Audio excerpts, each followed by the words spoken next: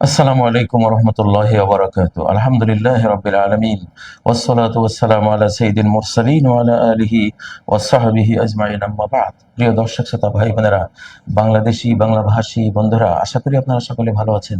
আলহামদুলিল্লাহ আমরাও ভালো আছি। হজে যাবার সময় আপনাদেরকে বাংলাদেশকে আল্লাহর কাছে আমানত রেখে হজে গিয়েছিলাম।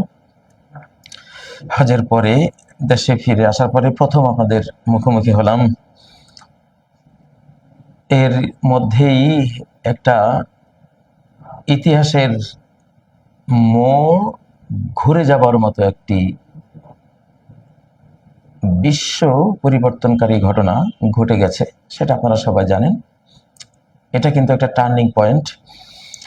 তো সেটা নিয়ে কিছু কথা বলতে বলতে বলতে ইচ্ছা করতে করতে করতে আজকে আল্লাহর কলম অনুমোদন দিয়েছে হয়তো, সেজন্য আজকে বসতে পারলাম আলহামদুলিল্লাহ।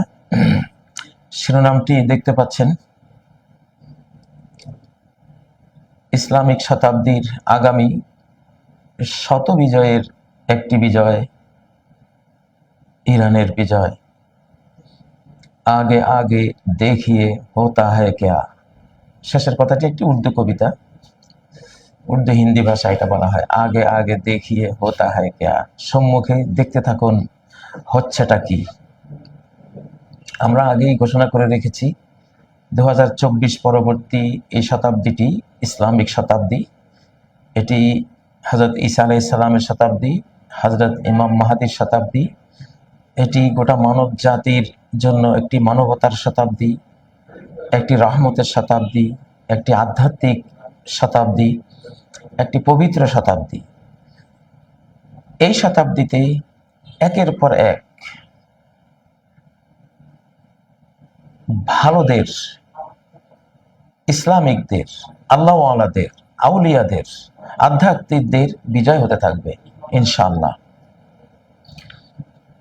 তো 24-এ আমরা বাংলাদেশে বিজয় পেয়েছি, তারপরে পরে আরো কিছু বিজয় একের পর এক সংগঠিত হয়েছে শাম অঞ্চলে। এখন ঘটলো ইরানে, এরপরে ঘটতে থাকবে ইনশাআল্লাহ। যেখানে সংঘাত আসবে বিজয়টা ইসলামের পক্ষে আসবে ইনশাআল্লাহ। ফাইনাল রেজাল্টটা তারাই পাবে। বিশ্ব মিডিয়ায় বিজয় ইসলামের হবে, রণাঙ্গনের বিজয়ও ইসলামের হবে, অর্থনৈতিক বিজয়ও ইসলামের হবে, মনোজাগতিক বিজয় ইসলামেরই হবে, সাংস্কৃতিক বিজয় ইসলামের হবে, ফিজিক্যাল স্পিরিচুয়াল যত বিজয় প্রত্যেক সেক্টরে ইনশাআল্লাহ মানবতার, ইসলাম মানে তো মানবতা, ইসলামের মানবতার, রহমতের, দয়া মায়ার একটা বিজয় ঘটবে। এটা হলো মূল কথা। এটারই একটা, এই সিলসিলারই একটা পর্ব হলো ইরানের বিজয়। আজকে আমি লম্বা কথা বলবো না। ইরান নিয়ে অনেক কথা আছে, শিয়া সুন্নির অনেক মত পার্থক্যের বিষয় এখানে আছে। সেগুলো এখন, সেই পাতাগুলো এখন গুটিয়ে ফেলুন, এখন সেগুলো পড়ার দরকার নেই। এটা নতুন শতাব্দী, কি হয় দেখুন। আগে আগে দেখিয়ে হোতা হ্যায় ক্যা। আমি একটি আয়াত আজকে বাছাই করেছি, সূরা মুহাম্মাদের শেষ আয়াত। আবার বলছে সূরা মুহাম্মাদের সর্বশেষ আয়াত, 38 নম্বর আয়াত। এটি 26তম পারার 47তম সূরা, সূরা মুহাম্মদ, হযরত মুহাম্মদ সাল্লাল্লাহু আলাইহি সাল্লামের নামের সূরা। আয়াতটির সাথে মুহাম্মদ নামেরও একটা সম্পর্ক আছে। এটি তাফসীর ইবনে কাসির, তাফসীর কুরতুবী সহ আহলে সুন্নাহ ওয়াল জামাতের সঠিক তাফসীরগুলো, বড় বড় যত তাফসীর আছে, তাবারী সহ সব তাফসীর আপনারা দেখতে পাবেন। সহিহ বুখারীর তাফসীর অধ্যায়ে এই আয়াতের ব্যাখ্যা যেখানে আছে, সেখানে কিতাবুত তাফসীরে এই আয়াত নিয়ে ওই হাদিসটি বলা আছে যে এই যে ইরানের বিজয়টা হলো, এটা সুন্নাতুল্লাহর একটি সুন্নাহ, মানে আল্লাহর বিশ্ব পরিচালনার ইউনিভার্সাল যে লগুলো আছে, চিরস্থায়ী যে আইনগুলো আছে, আহ, জাতির উত্থান পতনের জয় পরাজয়ের এবং এক জাতিকে বাদ দিয়ে পরিবর্তে আরেক জাতিকে উত্থিত করার, বিজয়ী করার সুন্নাতুল্লাহ। আবার বলছি, এক জাতিকে বাদ দিয়ে কুঁড়ে জাতি, অলস জাতি, ভোগ বিলাসের ভাগাড়ে নিমজ্জিত হয়ে হারিয়ে যাওয়া জাতি, তাদেরকে বাদ দিয়ে অগ্রসরমান, উদ্দীপিত, উজ্জীবিত, সত্যবাদী, বীর এবং ন্যায়পরায়ণ কোন জাতিকে আগের ওই দুর্বল হয়ে যাওয়া, হারিয়ে যাওয়া জাতির জায়গায় আল্লাহ তাআলা চয়েস করে, মনোনয়ন করে নিয়ে আসেন। সেই ধরনের একটা ঘটনা ঘটে গেছে। আরব জাতিকে বাদ দিয়ে আল্লাহ তাআলা ইরানের সাথে আফগানিস্তান, পাকিস্তান, আমাদের বাংলাদেশ সহ আরো আশপাশের এই জাতিগুলো আছে, আল্লাহ তাআলা বর্তমান অধিকাংশ আরবদের অকর্মণ্যতা, তাদের অথর্বতা, সাহসহীনতার কারণে তাদেরকে বাদ দিয়ে আল্লাহ ইরানিয়ান এবং তার আশপাশের জাতিগুলোকে বদলে এনে বিশ্বের সামনে দাঁড় করিয়েছেন। এরা এখন লিডার। তো সে আয়াতটি আমি পড়ছি, আউযু বিল্লাহি মিনাশ শাইতানির রাজীম, ওয়া ইন তাতাওয়াল্লাউ ইয়াস্তাবদিল কওমান গায়রাকুম সুম্মা লা ইয়াকুনু আমসালাকুম। ওয়া ইন তাতাওয়াল্লাউ, যদি তোমরা মুখ ফিরিয়ে নাও, হে আরব জাতি, হে নবীর সাহাবীরা, নবীর সহচররা, নবীর জাতি, তোমরা যদি মুখ ফিরিয়ে নাও, কিসের থেকে মুখ ফিরিয়ে নাও? আমার দ্বীনের সাহায্য করা থেকে, দ্বীনের পথে অকুতুব হয়ে চলা থেকে যদি মুখ ফিরিয়ে নাও, ইয়াস্তাবদিল, তিনি বদলে নেবেন, অল্টারনেট করে নেবেন, কওমান, অন্য জাতিকে, অন্য সম্প্রদায়কে, গায়রাকুম, তোমাদের ছাড়া, যারা তোমাদের অন্তর্ভুক্ত না, তারা ভিন্ন রক্তের, ভিন্ন ভিন্ন বংশের, ভিন্ন ভৌগোলিক সীমারেখার অন্য কোন জাতিকে তিনি মনোনীত করবেন তার দ্বীনের ঝান্ডা বুলন্দ করার জন্য, দ্বীনের সাহায্য করার জন্য। এইভাবে তিনি করবেন। সুম্মা লা ইয়াকুনু আমসালাকুম, অতঃপর তারা তোমাদের মতো এত অকর্মণ্য হবে না। যে অকর্মণ্যতার কারণে, যে অথর্বতা, পঙ্গুত্ব, সাহসীনতার কারণে তোমাদের বদলে অন্য জাতিকে আনবেন, যাদেরকে আনবেন তারা তোমাদের মতো আর হবে না। এই আয়াতটি সাহাবীদের বেষ্টনীর মাঝে বসে নবী সাল্লাল্লাহু আলাইহি ওয়াসাল্লাম যখন তেলাওয়াত করলেন, সহিহ বুখারীর এই আয়াতের তাফসীর খুলে দেখুন, ইবনে কাসির খুলে দেখুন, কুরতুবী খুলে দেখুন, বিভিন্ন তাফসীর, বড় বড় তাফসীর, তাবারি খুলে দেখুন, সব তাফসীরে আছে যে তিনি তখন সাহাবীদের বেষ্টনীর মধ্যে বসা। তখন এই আয়াত যখন সাহাবায়ে কেরাম শুনলেন, তারা তো যে কোনো আল্লাহর কথাকে একবারে গড পার্টিকলস পর্যন্ত, একবারে রুট লেভেল পর্যন্ত তারা পৌঁছে যেতেন। তো তারা প্রশ্ন করলেন, ইয়া রাসূলুল্লাহ, এরা কোন জাতি যে আমরা দিন ছেড়ে দিলে, ইসলামের যে বীরত্ব গাথা, দুঃসাহসিক যে একটা ইমানি মনোবল নিয়ে চলার কথা, সেগুলো আমরা বাদ দিয়ে দিলে আমাদেরকে আল্লাহ তাআলা মাইনাস করে অন্য জাতিকে সেই জায়গায় বসিয়ে দিবেন। এই জাতি, এরা কারা? আরবদের বদলে কাদেরকে আল্লাহ আনতেন? তখন নবী সাল্লাল্লাহু আলাইহি ওয়াসাল্লামের সাথে সালমান ফারসি, পারস্যের, ইরানের সালমান রাদিয়াল্লাহু তাআলা আনহু, তিনি উপবিষ্ট ছিলেন, বসা ছিলেন। নবীজি সালমানের মাথায় হাত দিয়ে বললেন, হাযা ওয়া কওমুহু, ইরানের এই সালমান এবং তার ইরানি জাতি তোমাদের বিকল্প হবে, তোমরা যদি আল্লাহর দ্বীনকে সাহায্য করা থেকে মুখ ফিরিয়ে নাও। সুবহানাল্লাহ। আয়াতটা কতটা সত্য হলো! সালমান, ইরানের সালমানের মাথা নবীজি হাত দিয়ে এই কথাটা বললেন, হাযা ওয়া কওমু, এই সালমানের জাতি অর্থাৎ ইরানিয়ান জাতি তোমাদের স্থলাভিষিক্ত হবে, হে আরবরা। তারপর নবীজি বললেন, লাউ কানাল ঈমানু বিসুরাইয়া লানালাহু রিজালুন মিন ফারিস। ঈমান যদি সপ্তর্ষি মণ্ডলী, আকাশের তারকা মণ্ডলীর ওখানেও থাকে, এত সুদূরে যদি ঈমানের কোনো পয়েন্ট থেকে, তাহলে এই সালমানের জাতি ওখান থেকে ঈমানটাকে আহরণ করে আনবে, এতটা ধী শক্তি সম্পন্ন। আজকে তাই তো দেখলাম, আজকে তাই তো হলো। وَإِن تَتَوَلَّوْا يَسْتَبْدِلْ قَوْمًا غَيْرَكُمْ ثُمَّ لَا يَكُونُوا أَمْثَالَكُمْ। আজহার বিশ্ববিদ্যালয়ের একজন পণ্ডিত, তিনি এই কথাই বলেছেন, ইস্তাবদালাল্লাহু ফারিসা বিল আরব। আল্লাহ তাআলা আরবদের বদলে পারস্যবাসীকে মনোনীত করেছেন ইসলামের শেষ শতাব্দীর বিজয়ের জন্য। এমনটা অতীতে হয়েছিল।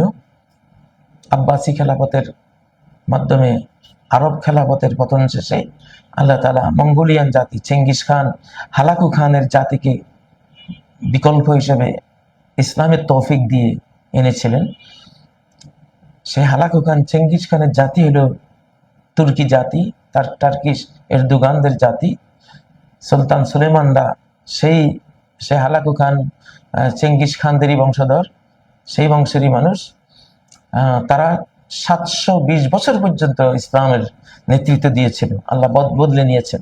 এটা সুন্নাতুল্লাহ, আল্লাহর মহাজাগতিক একটি কানুন, যে আপনি ছেড়ে দিলে, দ্বীনকে ত্যাগ করে দিলে আল্লাহ বসে থাকবেন না, আল্লাহ আরেক জাতিকে সে জায়গায় আনবেন।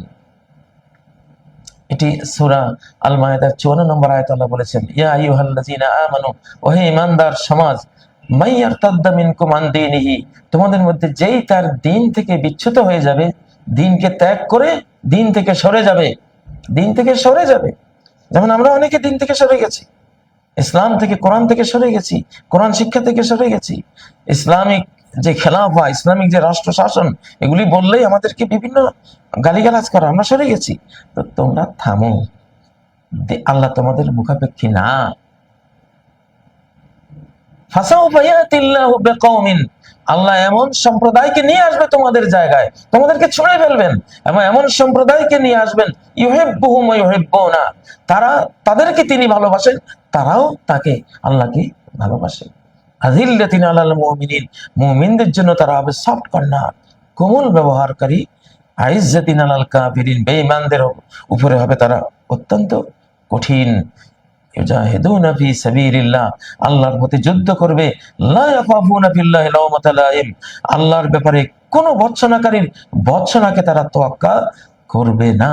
যালিকা ফাদলুল্লাহ, এটি একটি অনুগ্রহ। এই ইস্তিবদালটা, এই যে এক জাতিকে ছড়িয়ে ফেলে আরেক জাতিকে বদলে নিয়ে আসা, এটি আল্লাহর অনুগ্রহ। এই অনুগ্রহ আল্লাহ যাকে চান তাকে দেন। আল্লাহু ওয়াসিউন আলিম, আল্লাহ অত্যন্ত সীমাহীন প্রশস্তির অধিকারী এবং সর্ববিষয়ে তিনি সর্বজ্ঞ।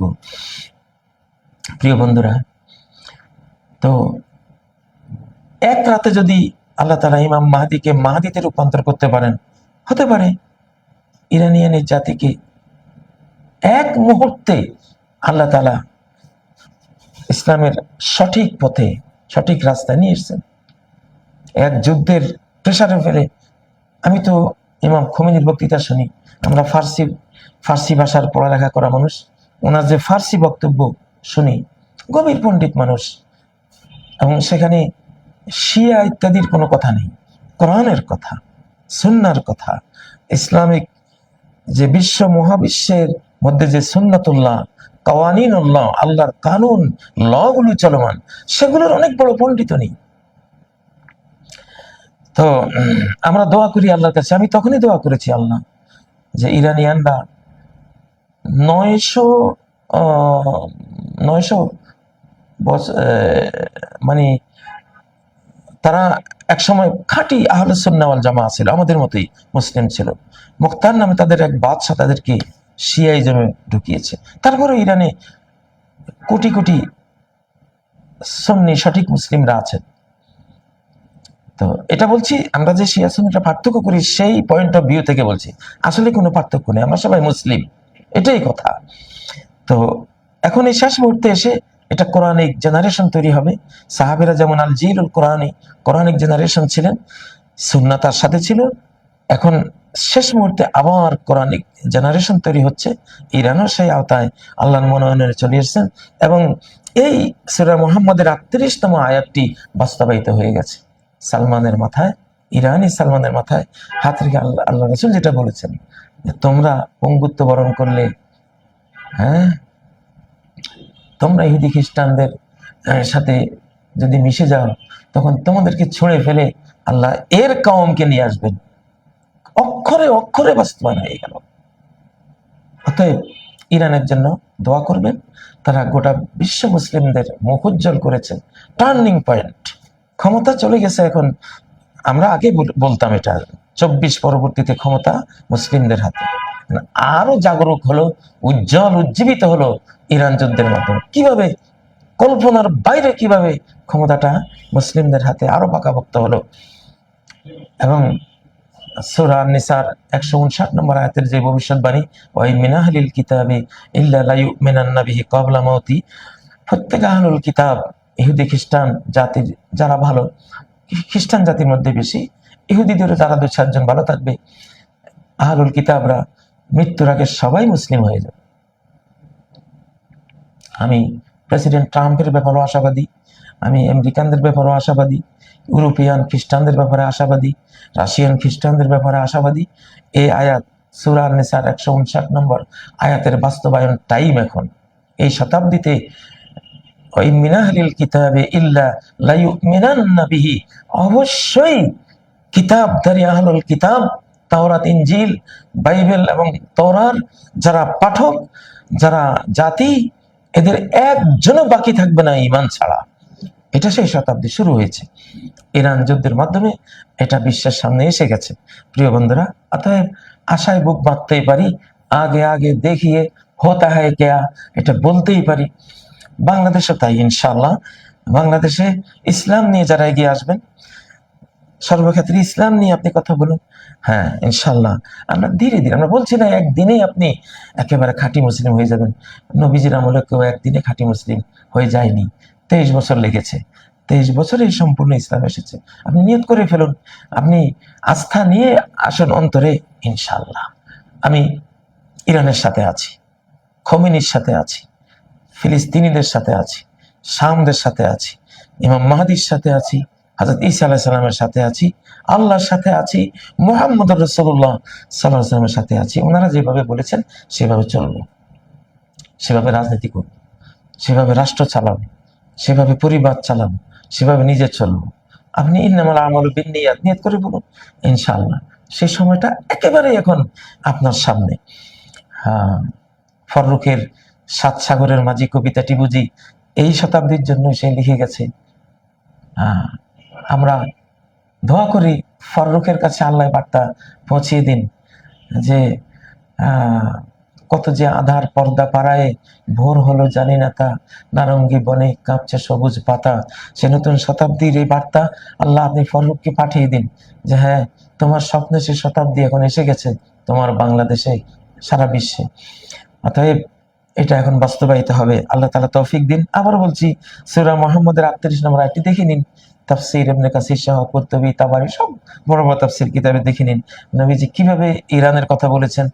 সালমান ফারসিকে অবলম্বন করে মাথায় হাত রেখে বলেছেন, এবং সেখানে যেটা বলেছেন যে লাউকান আল ঈমান, ঈমান, খাঁটি ঈমান, খাঁটি তাওহীদ যদি সপ্তর্ষি মণ্ডলীতে থাকে সেখান থেকে নিয়ে আসবে। সালমান 250 থেকে 300 বছরের হায়াতপ্রাপ্ত মানুষ, সেই তার ইরান থেকে ঘুরতে ঘুরতে ঘুরতে ঘুরতে মদিনার এই সুদূর মদিনায় এসে মুহাম্মদ সাল্লাল্লাহু আলাইহি ওয়াসাল্লামকে পাওয়ার জন্য সে অবস্থান নিয়েছিল। কত দূরবর্তী অভিযান চালিয়েছিল। তো এই দূর থেকে সত্যকে টেনে আনার মতো একটা অভিযান চালানোর একটা সাহস সালমানের মধ্যে যেমন আছে, তার জাতি ইরানিয়ানদের মধ্যে আছে।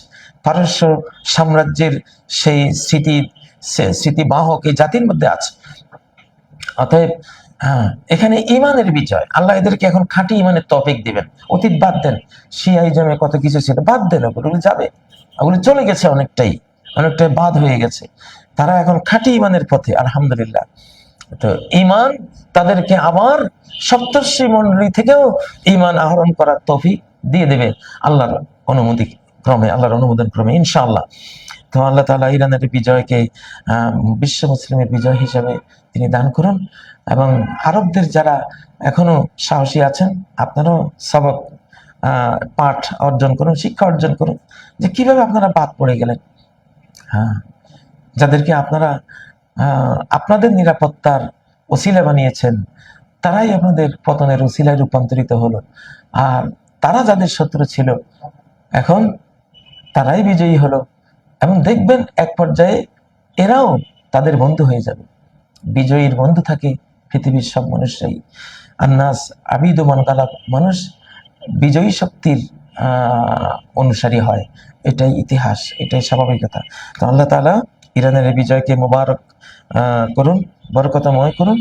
সামনে আরো যুদ্ধ হবে, আমি বলছি শত বিজয়ের একটি বিজয় এটি, আরো শত বিজয় আমাদের সামনে পাইপলাইনে অপেক্ষমান আছে। আগে আগে দেখি হোতা হ্যায় ক্যা। আসসালামু আলাইকুম ওয়া রাহমাতুল্লাহি ওয়া বারাকাতুহু।